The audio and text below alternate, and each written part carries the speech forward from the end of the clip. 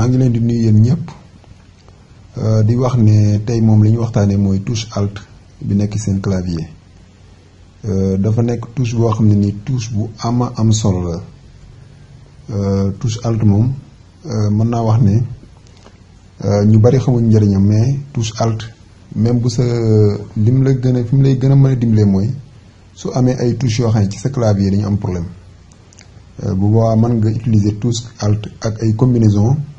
pour mën a am caractère comme ni ma ko bindee fii touche alt am na combinaison yu mu àndal yu mën a àndal yoo xam ne nii caractère yépp la lay jox léegi combinaison yi dañuy ñëw fii ci page bi ma wan leen comme ni ma ko bindee fii rek comme ni ma ko bindee fii ngeen gis ko ma ne touche alt boole kook touche numérique mooy par exemple touche 1 2 3 4 5 6 7 8 ba 9 touche yooyu boo ko boolee ak alt am na combinaison yoo xam ne après danaa ci ñëw nii ci kanam moo lay permettre nga mën a am caractère yi nga soxla yépp léegi dañuy commencer parce que combinaison yi xaw naa bari mais par ay page la dama leen wan première page bi rek pour ñu expérimenter ko gis nga nii affaire bi nag en anglais la mais dinaa leen jox explication par exemple touche alt bi soo ko boolee ak 33 daf lay jox point exclamation marque point d'exclamation marque boo ko boolee ak 34 da lay jox double code comme ni ñu ko bindee nii boo ko boolee ak 35 da lay jox lu mel ne symbole dièse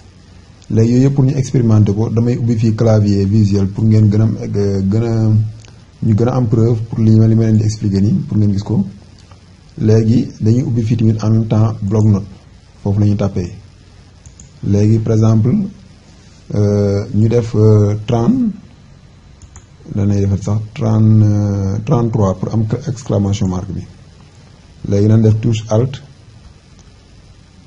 33 gis nga nii daf lay jox point d'exclamation marque excellent nga def touche alt def 34 mu jox la double code nga def touche alt def 35 mu jox la symbole dièse nga def touche alt def 36 mu jox la symbole dollar nga def touche alt def 37 mu jox la pourcentage nga def touche alt def 38 mu jox la beneen symbole mooy symbole bi nga xam ne dafay li muy signifier mooy e par exemple boo bëggoon def par exemple nga bëggoon def Fall et frère wala demee noonu loolu lay jox nga def touche alt ak 39 mu jox la symbole boobu noonu touche alt ak 40 ainsi de suite mën nga continuer quoi touche alt 41 mu jox la parenthèse yi touche alt 42 touche alt 43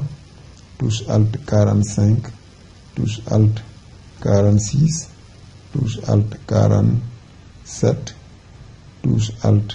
48 touche alt 49 mu jóg gis mu commencé laa jox chiffres yi touche alt 50 mu jox la 2 touche alt 51 touche alt 52 mu jox la 4 touche alt 53 touche alt non dama juum sax touche alt 53 voilà donc boo combinaison bi il faut nga bës alt boole ko combinaison numérique bi moom parce que boo bësee alt ba pare bàyyi tamit du jàll touche alt 54 touche alt 55 touche alt 56 touche alt 58 xoolal dama bàyyi alt bi moo tax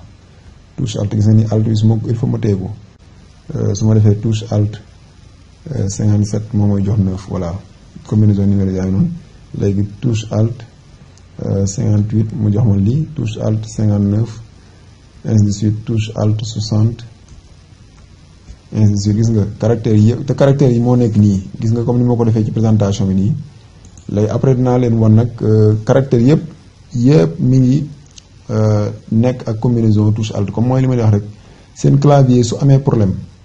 foofu la avantage bi nekkee maanaam da ngay ni ñëw ci combinaison yi rek moom moo leen di permettre wala même seen clavier bu amee ay caractères yoo xam ne soxla ngeen ko te amul ci clavier bi par exemple am na caractères yoo xam ne en général pour nga gis ko ci clavier bi du yomb dañuy ñëw fii par exemple ci voilà am na caractères yi comme genre caractères yu xaw a bizarre yi nii wala bu ñu wàccee nii sax am na ay caractères yu gën a bizarre gis nga yii yëpp gis nga nii par exemple comme caractère bi nii nga xam ne graphique la boobu boo defee touche alt 178 nañ ko expérimenté ci bloc-notes bi touche alt damay indi clavier pour assurer leen ngeen touche alt lay bës touche alt def xaaral ma yóbbu bloc-notes touche alt 178 gis nga nii nga am caractère bi xam nga caractère bi mën nga ko bañ am ci clavier bi mais soo demee ci moo tax ma ne la caractère yëpp day mën nga ko am boo jëlee touche boo xamee combinaison bi nga xam ne moo war a ànd ak touche alt loolu moo tax affaire bi am solo ba nga xam ne nii gis nga nii yëpp ay caractère la yoo xam ne nii vraiment léeg-léeg doo ko gis ci clavier bi ay caractère la yoo xam ne doo ko gis ci clavier bi de ce fait soo ko bëggee taper il faut nga jéem a xam combinaison bi nga xam ne moom nga utiliser ak touche alt boo xamee combinaison bi rek doo sonn bu ko defee bu baax da nga mën a facilement gis nga lii lépp ay caractère la yoo xam ne nii vraiment man la amal njëriñ ci seen par exemple soo bëggee bind benn caractère boo xam ne nii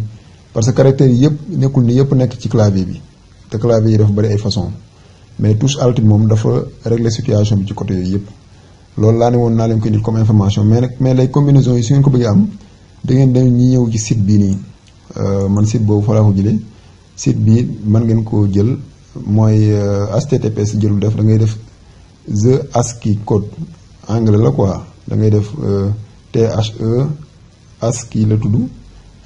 ASC2I après nga def code def .com def .ar def benn tiré oblique soo defee loolu boo duggee ci la yóbbu site bi foofu noonu après da nga mën a am combinaison yi yëpp ma site bi sax dama ko jël ci internet bi rek mais nekkul ne am na yeneen site yoo xam ne nañu koy joxe